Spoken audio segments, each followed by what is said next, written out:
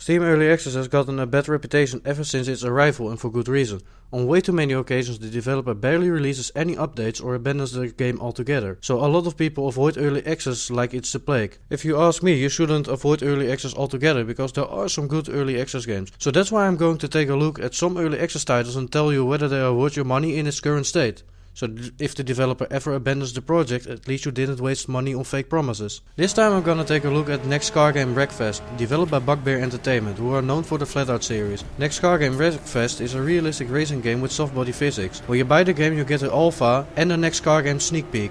The sneak peek is there to show off the soft body physics. Here you can trash your car in various ways and look how your car body deforms while doing so. It's a fun little bonus, but you probably won't be playing it for too long.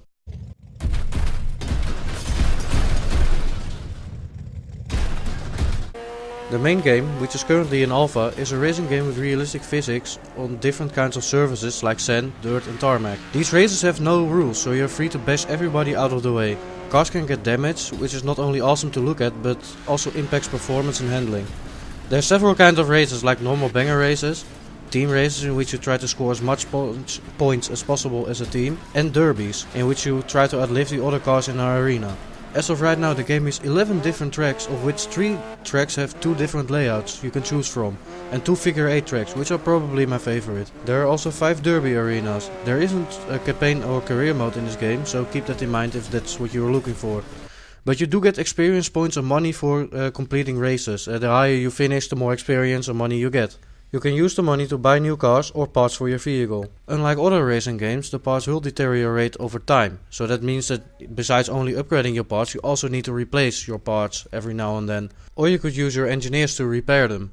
As you gain experience, your engineers will level up, which will allow them to spend more points on repairing your parts.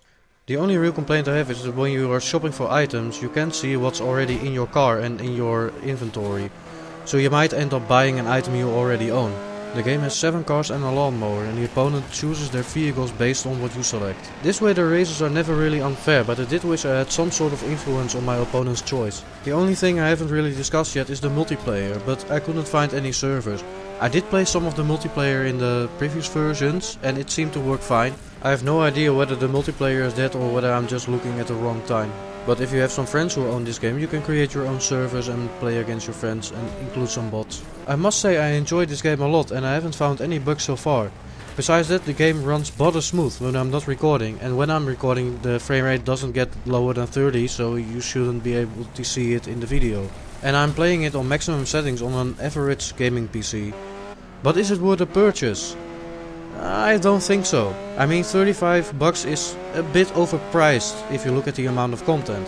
But at the time of making this video, the game is actually on sale on Steam for 25 bucks. I'd say 25 bucks is reasonable, but if you miss the sale, just wait till the next sale.